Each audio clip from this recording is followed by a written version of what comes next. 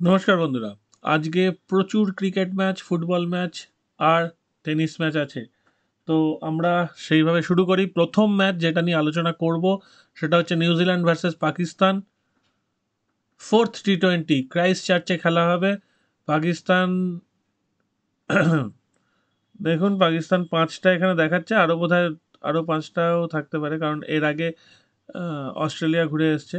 তো যাই হোক, ঠিক আছে, পাকিস্তান কি করবে সেটা আমাদের কাছে বড় কথা না। আমাদের কাছে বড় কথা হচ্ছে যে আমরা কতটা কীভাবে প্রফিট তুলে নিতে পারবো।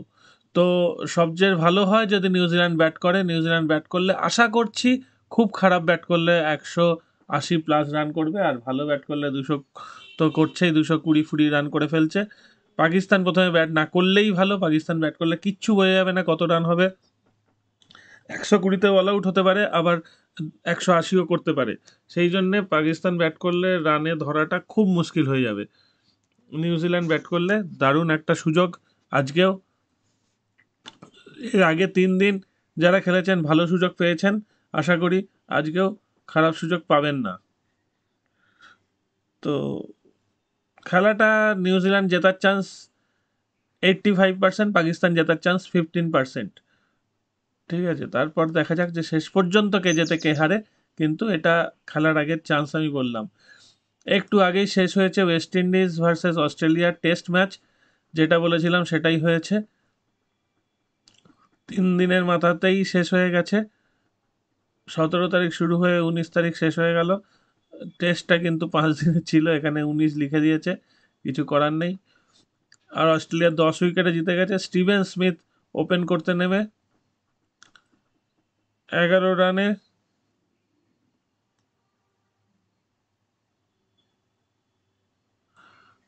আচ্ছা, উসমান খোয়াজা সামের জোসেফের বলে অসুস্থ হয়েছিল, retired hurt, looks to duck away, ends up getting hit on the helmet, he is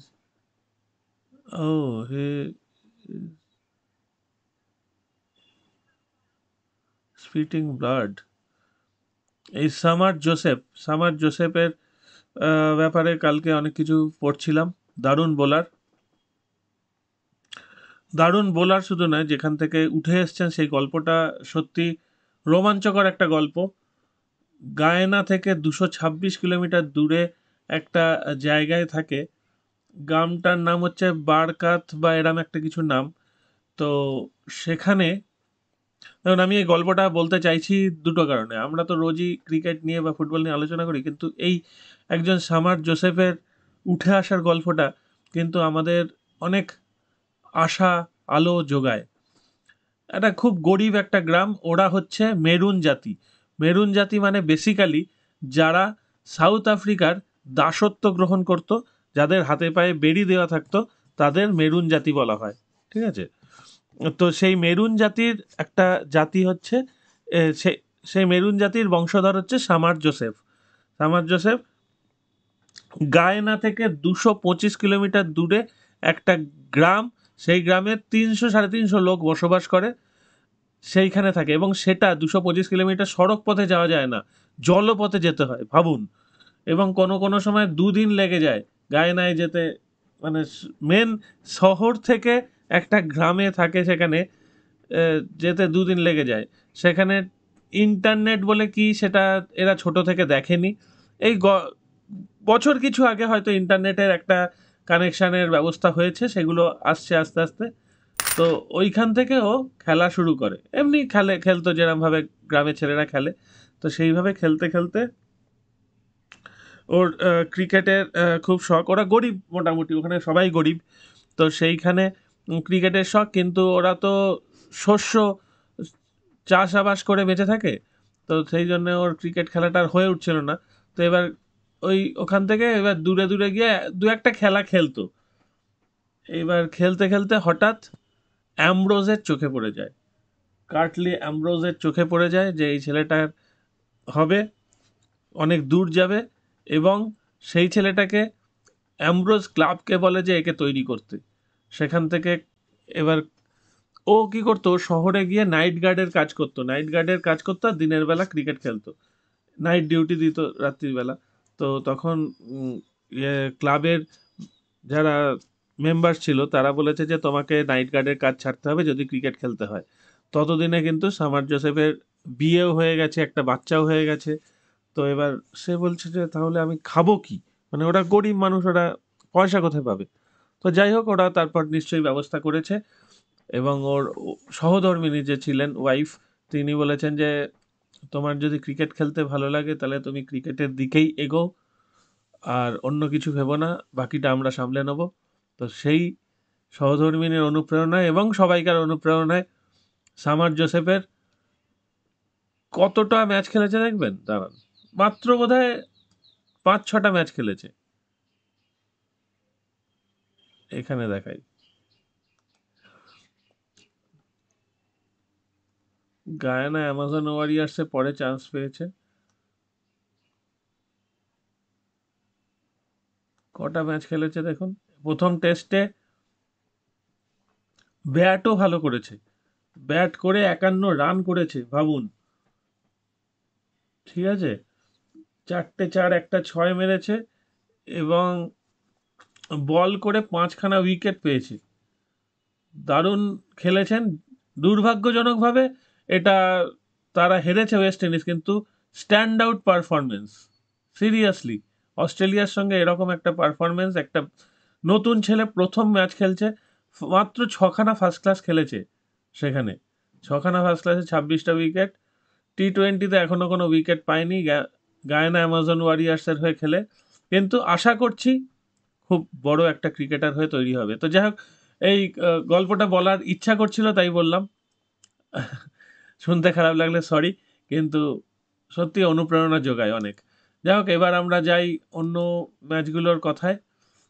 আজকে কিন্তু আন্ডার-19 ওয়ার্ল্ড কাপ শুরু, আন্ডার-19 ক্রিকেট ওয়ার্ল্ড কাপ শুরু। সেখানে Ireland under nineteen versus United States of America under nineteen প্রথম ম্যাচ খেলা হবে ব্লোমফেন্টন, 1:30টায় শুরু হবে। আয়ারল্যান্ড আশা করছি ভালো টিম হবে, আর আমেরিকাও তো বাইরের প্রচুর প্লেয়ার কিনে নেয়। এই দেখুন, ঋষি রমেশ, এটা আমেরিকায় জন্ম, এটা আমি আশা করছি না। উৎকর্ষ শ্রীবাস্তব, ঠিক আছে, আরিয়ান বাত্রা, এগুলো এরা আমেরিকায় জন্মগ্রহণ করেছে, আমি এগুলো ভাবছি না, এরা কেনা প্লেয়ার ভাবছি। ঠিক আছে, বেশিরভাগই দেখুন ইন্ডিয়ান নাম, কাপ্পা, তাও সিদ্ধার্থ, সুতরাং ইন্ডিয়ান। এটা ইন্ডিয়ানই টিম, দেখুন না, পুরোটা পুরোপুরি ইন্ডিয়ান নাম একদম, একটাও বিদেশি নাম দেখতে পাচ্ছি না। যদি এই টিমটার নাম ইউএসএ না হয়ে কোনো একটা সাউথ ইন্ডিয়ান নাম হতো তাহলেও অসুবিধা ছিল না। একটা নামও বিদেশি দেখতে পাচ্ছেন? পেলে জানাবেন, আমার চোখে পড়লো না। ঠিক আছে, আয়ারল্যান্ডে দেখি একটা ইন্ডিয়ান আছে কিনা, না, আয়ারল্যান্ডে কিন্তু তাদের নিজস্ব প্লেয়ার সবাই। তো আশা করি খেলাটা ভালো হবে। সেকেন্ড ম্যাচ যেটা হচ্ছে South Africa under nineteen versus West Indies under nineteen, সাউথ আফ্রিকার খেলা হচ্ছে, সুতরাং সাউথ আফ্রিকা ভালো খেলবে। সাউথ আফ্রিকার ক্যাপ্টেন নিয়ে একটু সমস্যা হয়েছিল, সাউথ আফ্রিকার ক্যাপ্টেনকে বাদ দিয়ে নতুন একজন ক্যাপ্টেনকে নিয়োগ করেন জুয়ান জেমস, আর ওয়েস্ট ইন্ডিজের ক্যাপ্টেনকে দেখি স্টিফেন পাস্কাল। বাহ, পাস্কালের সূত্র আমরা পড়েছিলাম, এখন পাস্কালের ব্যাটিং বোলিং সব দেখব, ভালো লাগবে নিশ্চয়ই। তো খেলা, প্রথম ম্যাচটা হোক, সেকেন্ড ম্যাচটা হোক, একই সঙ্গে খেলা হবে। আশা করছি রান হবে, কারণ সাউথ আফ্রিকায় খেলা যখন, রান হবে। ঠিক আছে, আজকে বিবিএল এর কোয়ালিফায়ার, ব্রিসবেন হিট আর সিডনি সিক্সার্স, আমি জানি না কিছুই, কে কেমন খেলে আমি এগুলো একদমই দেখি না, সেই জন্য আমি আর বলতে পারলাম না। চলুন আমরা ফুটবলে যাই। ফুটবলে আজকে আছে স্পেন লা লিগায় সিডি আলাভেজ আর ক্যাডিজ। যেহেতু এটা লিগের ম্যাচ, সেই জন্যে লিগের ম্যাচে আমি সিডি আলাভেজকে উইন অর ড্র ধরে নিলাম। আফ্রিকা কাপ অফ নেশনসে গতকাল আমি বলেছিলাম যে নাইজেরিয়া জিতবে। কারা খেলা লক্ষ্য করেছেন বলুন? নাইজেরিয়া জিতেছে, কিন্তু নাইজেরিয়া রেড দারুণ ছিল। নাইজেরিয়া, সেখান থেকে আমি ডাইরেক্ট বলেছিলাম নাইজেরিয়া জিতবে। তো সেটা রিস্কি ছিল যদিও, তবু নাইজেরিয়া জিতেছে। তো ওটাই ব্যাপার। কেপ ভার্ডে মোজাম্বিক, এটা হচ্ছে সেনেগাল আর ক্যামারুনের মধ্যে। খেলাটা দুর্দান্ত হবে, সেনেগালে জেতার চান্স আছে অথবা ড্র হবে। গিনিয়া রিপাবলিক অফ গাম্বিয়া, গিনিয়াই জিতবে। ঠিক আছে। আচ্ছা, এএফসিতে ভিয়েতনাম ইন্দোনেশিয়া দুজনেই তথই বচ। ভিয়েতনাম বলছে একটু ভালো, তা ভালো। এদিকে জাপান অনেকটা ভালো। কাপ দে ফ্রান্সে লিওন ভালো।